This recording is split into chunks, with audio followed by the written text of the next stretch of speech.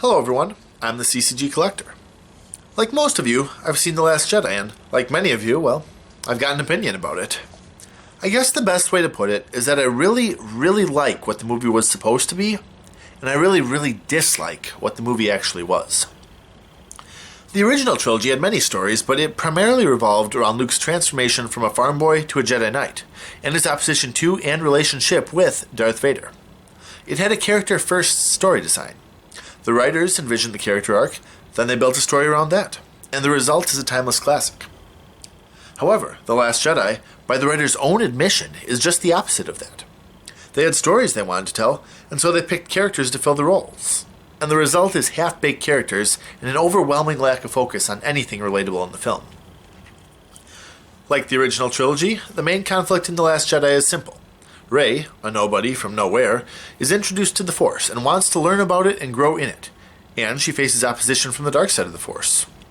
And, if you can strip away the nonsensical things thrown in, like Yoda's cavalier attitude or Luke being presented as a goofy hermit, this conflict between Rey and Kylo is done really quite well.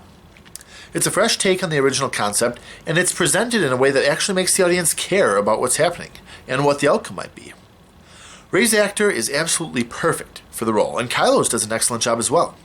We see them struggle with their respective masters, with choosing the path ahead of them, with fighting for their personal goals, and in a breath of fresh air for the new movies, we see two fully realized characters worth following and worth getting excited about.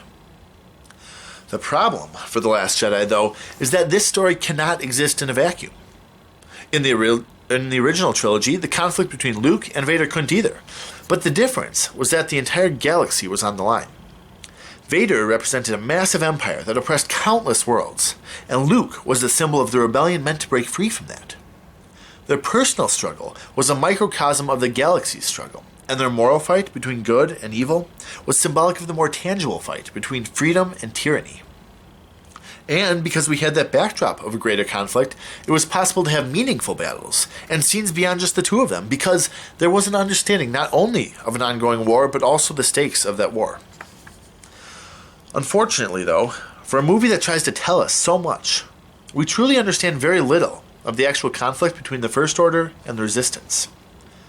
By the end of The Last Jedi, for all we know, the Great War is just a local conflict between a handful of ships on the First Order side and a handful of freedom fighters on board a single ship of the Resistance. There's no sense of scale, and no real reason for us to be invested in that fight, and I think that's because the writers didn't actually have an understanding of either of those things either. In the original trilogy, battles mattered. They meant something. Entire arcs of the film revolved around them, whether it was the brilliantly directed and edited attack on the first Death Star, or the intense and heroic defense of Hoth against an overwhelming Imperial force, or even the Rebels and Ewoks banding together to defeat a superior foe on Endor. But in The Last Jedi, there's no respect or integrity in the battles. The film jumps from contrivance to contrivance, killing or sparing characters in order to generate the greatest emotional response from the audience. And in the end, we're completely numb to it, because everything is going to work out. This is evident from the very start of the film. Poe has a dozen guns to take out and blows away 11 in 30 seconds. Then there's this crazy intense moment for the last gun.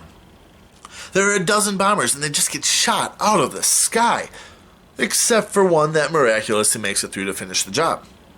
The Dreadnought fires first on the base, then on the escaping ship, when it would make far more sense to destroy the vessel first and clean up the base afterward. And to further drive the point home that we have no connection to the scene, Poe has to say outright, "That's a Dreadnought. It's one of the biggest ships they have. If we can destroy it, they would be huge for the Resistance."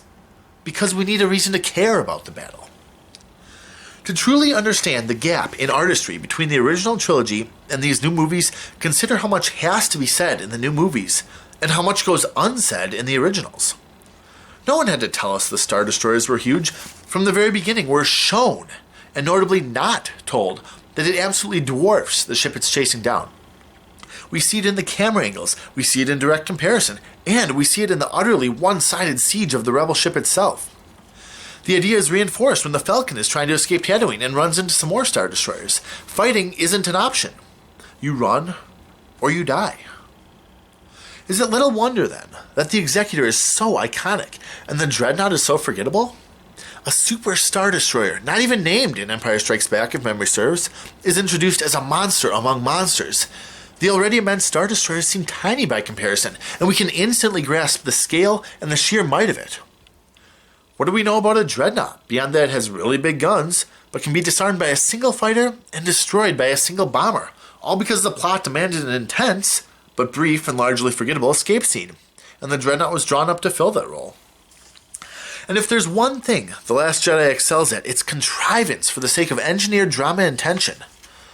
Why else would you have a scene where Kylo looks like he's about to kill Leia, but doesn't, but then she dies anyway, but then she gets brought back because the plot still needs her?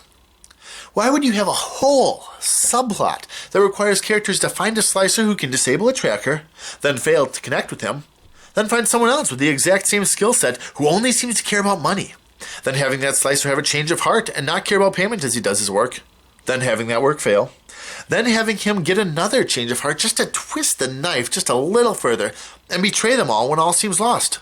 For money. The escape as a whole is absolutely built upon contrivances. The Dreadnought issue from before, resistance ships that are just fast enough to stay out of range of the First Order, but not so fast that they escape. Hyperspace tracking technology that's impossible, but that everyone seems to know how it would work. All the leaders suddenly getting killed except for an admiral that won't tell anyone their plan. Plenty of ships getting shot down, but not any that matter or carrying important people, and on and on and on and on. When I watch Return of the Jedi, the opening arc in Jabba's palace always feels so irrelevant. Sure, there's drama, tension, and characters we actually care about, but overall it just seems like a story that had to be there to tie up loose ends from the previous movie, so we can get on to the main point of the film. The Last Jedi feels like this too, but everywhere. The whole B-plot of the Resistance escape is just one big Jabba's palace sequence. It's got everyone we know and a lot going on, but overall it's painfully superfluous to the main part of the story. And remember, the conflict between Rey and Kylo is the main part of the story, and it should have been really good. There were silly and unnecessary things, sure, but far fewer contrivances. Also, while some ground is retread, there are now new concepts, like a dark Jedi without the control that Vader had, and a young Force user who's really only experienced the Force from one side, the dark side. Remember, her first use of the Force was mind control. And when Kylo brought Rey to Snoke, an obvious callback to Vader bringing Luke before the Emperor, even that is done in a new and different way. As ridiculous as it is that Snoke is so easily defeated, seeing the main villain and the main hero working together to wreak havoc was a completely new direction for Star Wars. Even better, both of them are immature enough in the Force that they're both trying to convince the other to join them.